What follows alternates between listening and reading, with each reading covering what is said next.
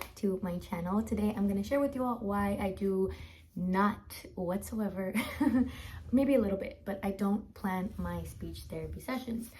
Now, normally when I tell people that, they're like, what? You don't plan? How do you not plan, right?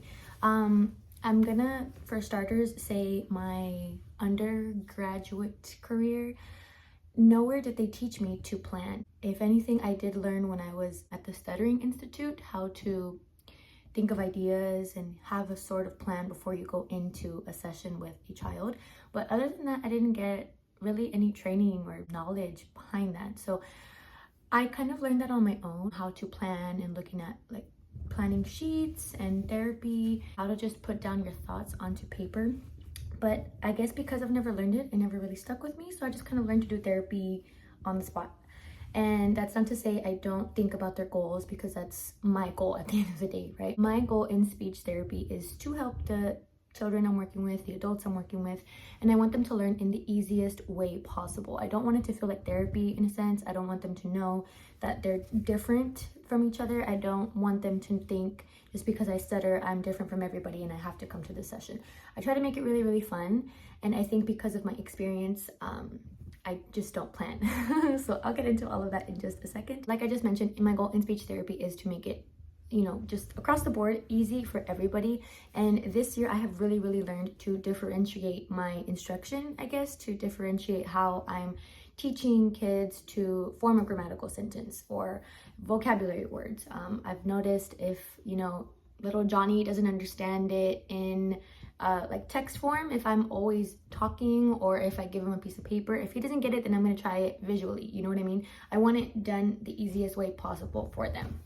So with that being said, planning only gets me so far. Planning, you know, I could plan an entire session down to the T and it could still go unexpected. There can still be students who are absent, and then there goes a whole few hours, 30 minutes of planning down the drain, right? They're absent, so I just don't get to see them and I don't get to do the session that I was planning for with this student. Also, emotions and behavior can get in the way, and I say that because we all have bad days, you know, children and adults. So if a student comes into my session in not such a good mood, it's going to affect their behavior and how they carry themselves throughout the session. So also I feel like if I'm planning, then this behavior is still going to present itself. You know, there's no way around it. If they had a bad day, they had a bad day. So that's what I mean by planning only gets me so far. Another big thing, which I briefly mentioned in the beginning as well, is my experience. Now I work in a school setting. Before that, I worked for early intervention, and that is going to the homes, and it focuses a lot on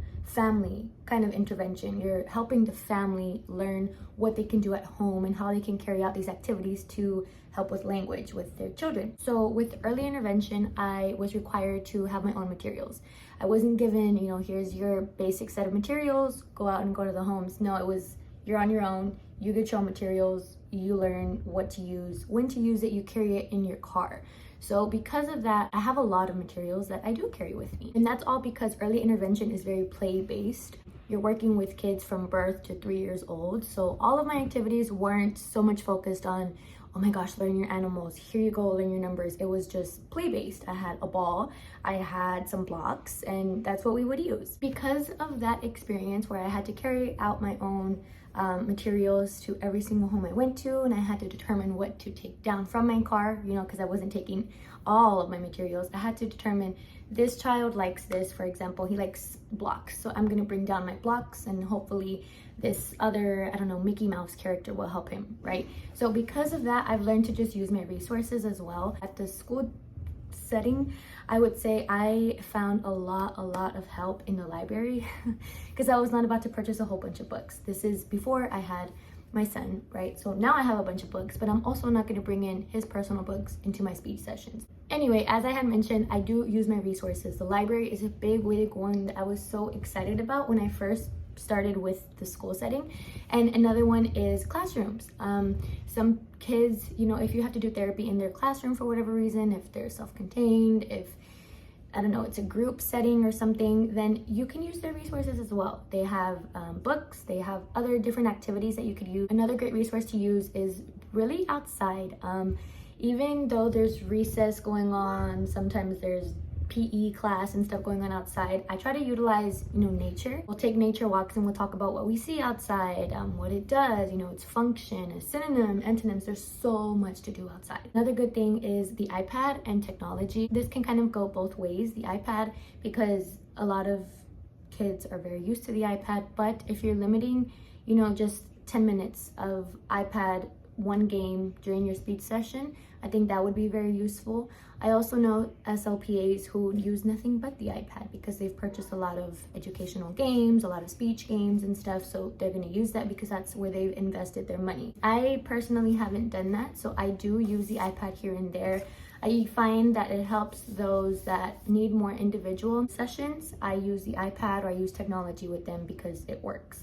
In a group setting, it's a little bit harder to keep everybody on task. It's just like very distracting as a group because people start to talk or they can't see well and stuff. So that's just another resource that I find that you can use. Staying on that topic, online there are so many. I'm sure you've come across it if you're an SLPA or an SLP.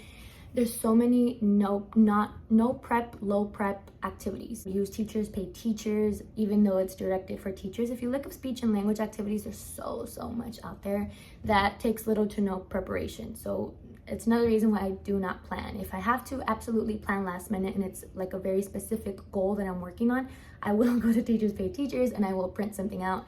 And I usually have it like in a file that has, not a file, one of those almost laminated, but it's not laminated. You can take the paper in and out. That way they can draw on it and stuff, and I immediately erase it for the next student, next session, Another big point is, this is just why I like the job. I like to be creative. I like coming up with things kind of on the spot. It's like a challenge to me, and this is my why. I like being creative. I like having to think of how can I use this ball and these blocks. How can I use Jenga to help with language? How can I use the game Uno to help with language? Again, because my main goal is to make it seem like they're not in therapy. I want it to feel like play-based, you know what I mean? I feel like children learn better that way, and I feel like for high school it's a lot different, which goes into my next point. For high school, I work with pre-K through 12th grade, and their interests are very different.